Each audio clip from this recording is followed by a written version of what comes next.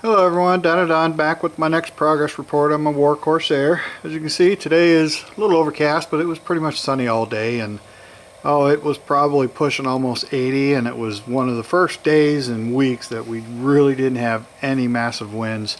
Winds have just been knocking everything down, trees, power. Alright, so last video I was waiting on materials. I had to plug in my power cord for this thing. It said I had 17 minutes left. It's like, dang it. I was waiting on materials for finishing up my intake manifold. So I finally got the 4-inch tube today. I had welded on the 4 tubes yesterday, 2 per side, onto the manifolds that I had made. And then today I just finished up the intake just before I went out and got this camera. But I wanted to throw the cowling on to show you something real quick. Make it a quick down and dirty of what's going on here. So there's the carburetor. Problem is this round filter I had on the TBI throttle body injector from Rotec. Not going to clear the cowling. It's hitting right in here. So so I can't use that. I did put my piece back on here. But what I did find is my original air filter from the fuel injection setup. It was hanging clear down here with a baffle on it. But if I was to take this thing and stuff it in the cowling so it's like this, then I can just make an oval box that's big enough to clear this and just cut across to this. So it's a 3-inch hole there, so it'd only be like a 4-inch oval shaped something like this.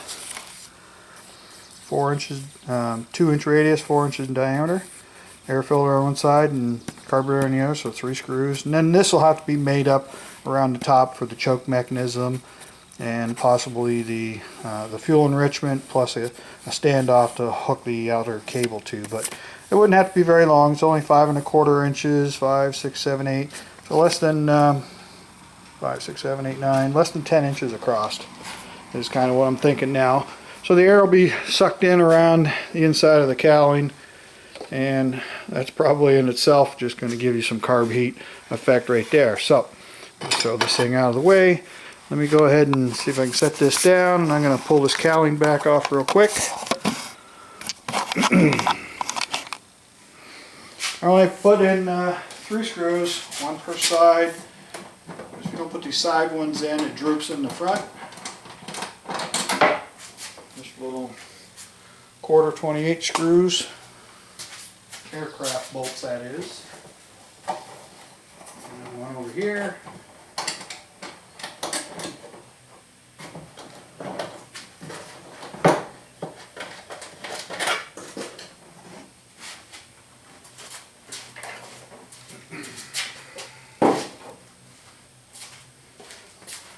All nice and dirty today. My white t-shirts. Alright. Let's get this out of the way. And that's what we got. You can see the throttle linkage. It's going to sneak around here. I got a tie wrap just kind of supporting it here. I can probably get away with putting an A-dell clamp on to grab it here.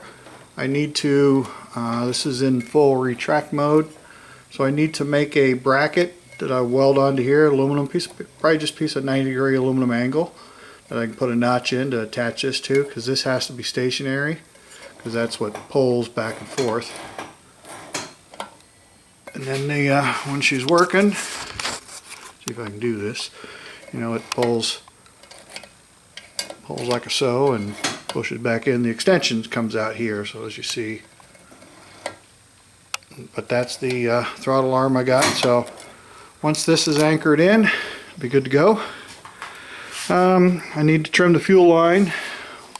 It'll route up through here, around through here, maybe up through here, so I can drill it. I can tap this hole if it isn't already.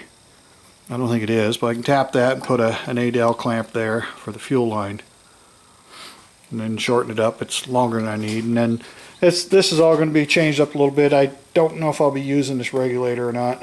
It's a cheapo thing, but I'm only running like 3 psi, so that's where I'm at. I had to break the coolant connection here in order to make this, because this has got to come out to get the intake off. I'm sorry. I have the cooling connection here. I had to disconnect in order to put the intake together, because you can't take it off without removing this hose. So I'll probably just put a hose clamp on this one. So if something happened, I needed to pull this off. One hose and then 2 bolts, 4 bolts per side. Fuel line, disconnect the throttle linkage, and the intake, whole intake system is off. So that's where we're at. Let's see if I can get this up high enough so you can see it. So it's pretty cool looking. And I took and weighed the old one, this one. Remember the original fuel injection manifold with everything on it weighed 12 pounds. And then when I made this whole new system, it was 6 pounds. Well, just this, with all the couplings, hose clamps, and the likes, weighed 4 pounds. I just weighed this whole intake without the carburetor, and it was only 3 pounds. So it's a whole pound lighter. They're not much, it's pretty light. So, let's see. These welds didn't turn out too bad. This is the easier stuff to weld. You know, trying to get around these things is a royal pain. When you get into these 90-degree corners, it takes a lot of heat. I welded these tubes into place yesterday. I went straight on them instead of angling this one, because the carb was going to hang out so far out here. I thought it would want to, with the tube being clear back into here to match that side, it was going to possibly be a little heavy out here on the nose. So I decided to, I needed to get the carb out past my bell housing for a good fit. And then it's going to be in the way of the intake. Even if it was back, it would have had to set higher, and then it may not fit under the cowling at all. So that's where it's at. Actually looks pretty snazzy. So tomorrow I should be able to, I don't have the gaskets under here, I just bolted her down just to hurry up and get it together. I'm pretty much done for the night. It's already coming up on probably 7 o'clock.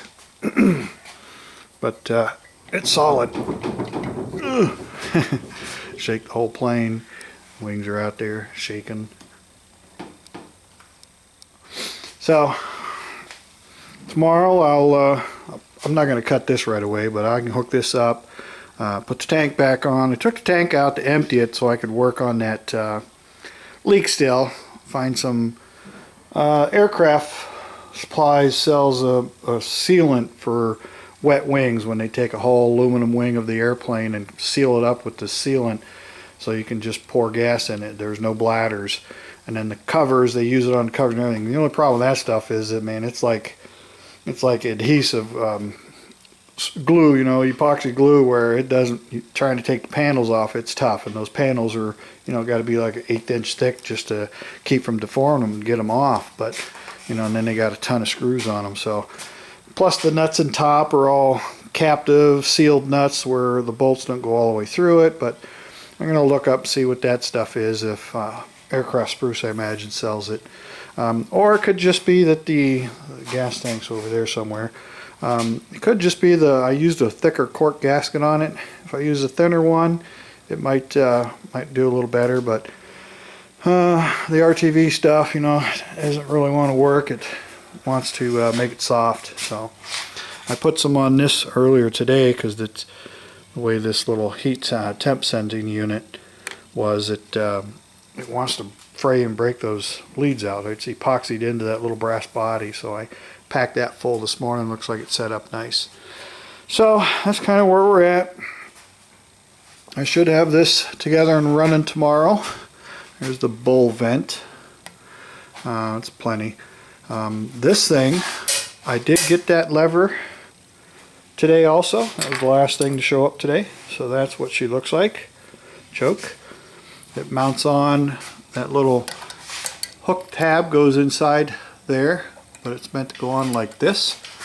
This is the pivot point, so when you lift up on it, it picks that up. And then this big slot here is where the screw would probably be right about here coming into the plate.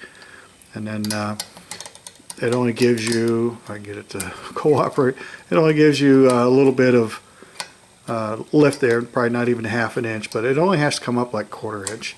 And then the idea is to hook onto this arm with my choke cable, but I don't know, it's getting kind of high. It's not a push cable, but I could set it up as a push cable, then it could come around under here and push, but the handle will be pulled out. You'd have to push it in for fuel enrichment because it lets in air here, and then fuel comes up through a metering tube, and then it gives you a throttle and carb enrichment. It's not a choke, it's enrichment.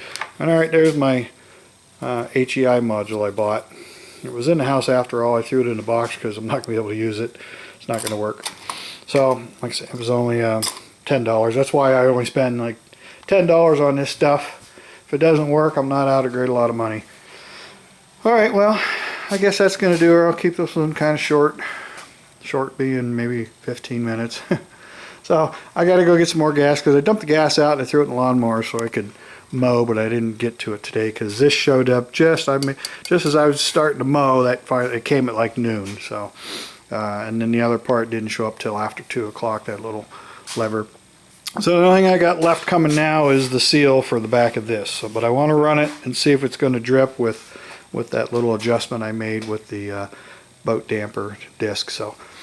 Alright, and then this will need to be longer to reach up to here, so the computer will still work and control the timing with the map sensor and RPM tables. It's X, Y, RPM across the X, map pressure readings on the Y, which is basically engine vacuum, from 0, which would be 30 inches, to 100, which would be 0 inches, 0 pressure. Alright, I think that's going to do her. Like I say, I'm going to run it on the system. Might try and find me a little can that I can hook up so I don't have to hook up the fuel tank.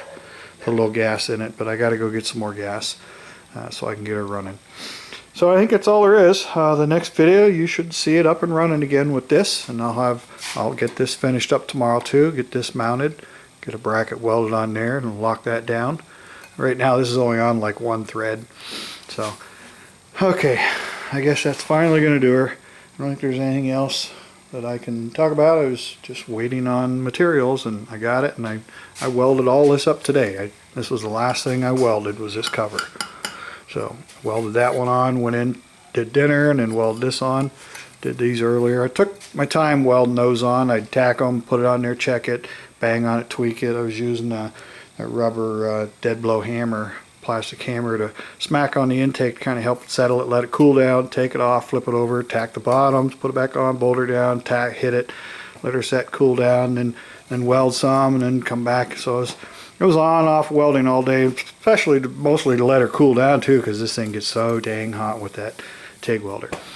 Alright, that's going to do her as always. I appreciate everybody taking time to watch my videos. Don't feel free to leave any comments, questions, concerns, and appreciate the comments people leaving now, and I will get this thing up and running. And so the next video, and I don't know, tomorrow, Thursday, I should have her running, and you guys see what it sounds like and how it works.